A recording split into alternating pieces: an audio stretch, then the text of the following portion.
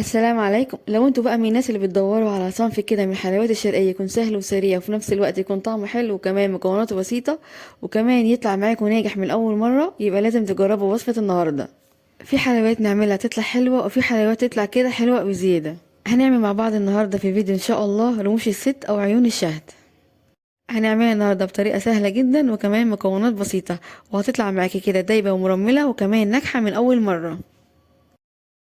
تعالوا بينا على طول نبدأ بالطريقة والمقادير، بس قبل أي شيء عايزين نعمل لايك وشير للفيديو الجميل ده على طول، وكمان الاشتراك في القناة لو لسه مش مشتركين، وتفعيل زر الجرس علشان يوصلكم الإشعار بكل الوصفات الجديدة.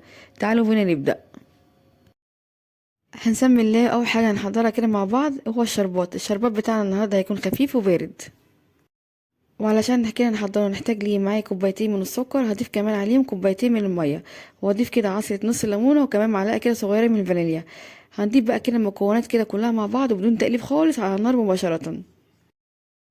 اول ما يبدأ كده في الغليان معانا هنهدي عليه كده النار ونسيبه كده حوالي 12 دقيقة، وبعد كده نرفعه من على النار ونسيبه لحد ما يبرد كده معانا تماما.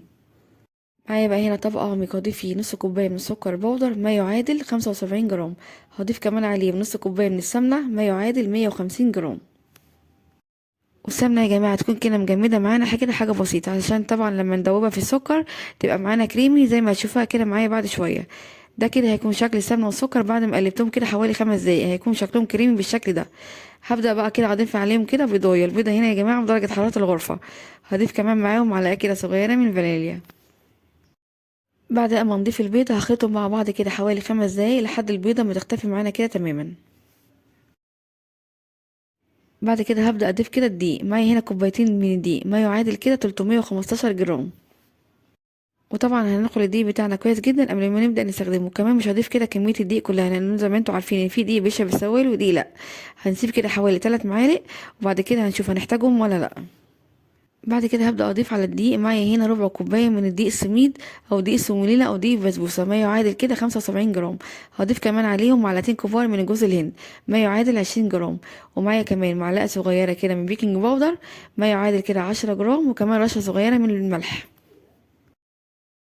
هنجيب بقى معلقة كده او سباتشيلا ونبدأ بقى نقلب كده المكونات مع بعض. احنا هنا يا جماعة مجرد بنقلب مش بنعجن. هنستغنى بقى عن السباتشيلا ونبدأ نستخدم كده ايدينا علشان نتحكم كده في قوام العجينة معانا. هنقلب بقى كده المكونات دي كويس جدا مع بعض. انا هنا كده حسيت ان العجينة بتاعتي محتاجة كده كمان كمية من الدقيق، فضفت لها كمان معلقتين. وبس كده هنلم بقى الدقيق كله كده في قلب الخليط لحد ما العجينة تكون قوامها كده ملمسها ناعم ويكون قوامها طري بالشكل اللي حضراتكم شايفينه ده. وعلشان نختبر العجينة بتاعتنا ناخد كده قطعة من العجين ونلفها كده كورة على ايدينا، وبعد كده نضغط عليها كده بسيط من النص. لو هنا كده ما شقتش معانا خالص يبقى كده العجينة بتاعتنا تمام وما شاء الله بقت ممتازة. بعد ما جهزنا العجينة تعالوا بقى كده نشكل رموش الست. هنجهز بقى كده جنبنا صينية او صاج مش مدهون اي كده حاجة خالص. هنبدأ بقى كده ناخد كده قطعة من العجين ونلفها على ايدينا بالشكل ده، وبعد كده نضغط عليها كده من المنتصف بالشكل اللي حضراتكم شايفينه معانا ده. بصوا هنا طريقة سهلة جدا، هنا مش محتاج اي حاجة خالص. انا عملت حجم القطعه هنا حوالي 15 جرام، يعني لو عندك ميزان تقدري توزنيهم، لو مفيش بالنظر كده تحاولي تعمليهم كده كلهم مقاس واحد.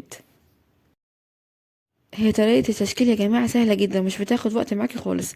هناخد كده قطعه من العجين ونلفها على ايدينا بالشكل ده، وبعد كده نضغط عليها منتصف. اهم حاجه يا جماعه الضغطه دي علشان كده ما تعمليش معاكي في الفرن وكمان ما تشققش. وبعد كده ممكن نساوي الجنبين بالشكل ده علشان تبقى على شكل العين. وهنا كده كنت خلصت الكميه كلها تشكيل. بص بقى معايا ما شاء الله الكميه موفره قد ايه. تعالوا بقى ندهن كده وش رموش الست قبل ما ندخلها كده الفرن. معايا طبعا صفار بيضة وهضيف عليه كده نص معلقة صغيرة من الحليب. هبدأ بقى ادهن وش الرموش كده قبل ما ادخلها الفرن. ندهن وشها كده بسيط بالشكل ده. بعد كده بقى نبدأ كده نجيب شوكة بظهرها كده ونبدأ كده نحدد او نعلم كده وش الرموش بالشكل ده، علشان كده يطلع شكلها جميل جدا بعد التسوية.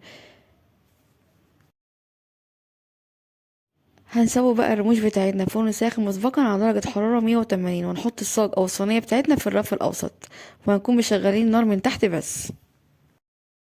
هتقعد معانا كده في الفرن حوالي نص ساعة. أول ما نلاقي الجوانب بقى كده بدأت تحمر وتاخد لون هنطفي النار من تحت ونشغل كده الشواية حوالي 5 دقايق بس اول يا جماعه ما نشغل الشوايه ناخد بالنا كويس جدا منها علشان مش تاخد لون معانا بالزياده، وطبعا التسويه هنا على حسب كل واحد والفرن عنده.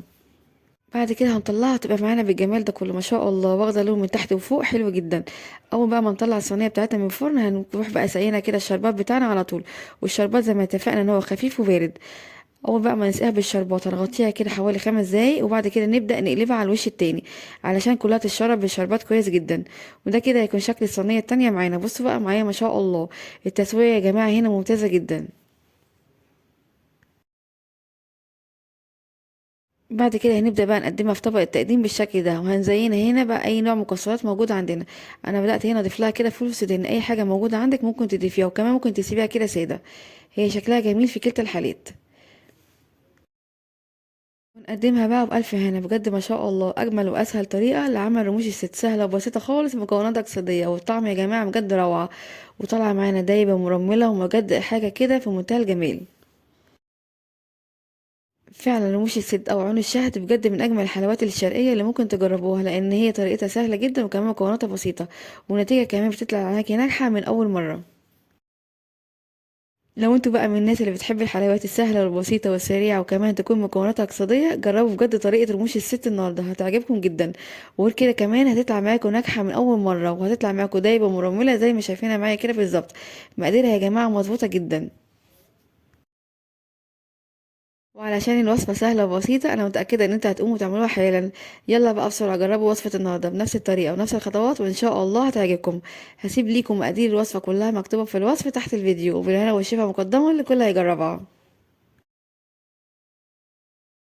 وبكده فيديو النهاردة يكون خلص معاكم. أتمنى بجد فيديو النهاردة ووصفة النهاردة تكون عجبتكم واستفدتوا منها. لو عجبكم بقى فيديو النهارده وصفة النهارده ما تنسوش تعملوا لايك وشير للفيديو ده على طول علشان يوصل كده لأكبر عدد من الناس. وكمان اشتراك في القناة لو لسه مش مشتركين، وتفعيل زر الجرس علشان يوصل لكم الإشعار بكل الوصفات الجديدة. أشوفكم على خير إن شاء الله في فيديو جديد. مع السلامة.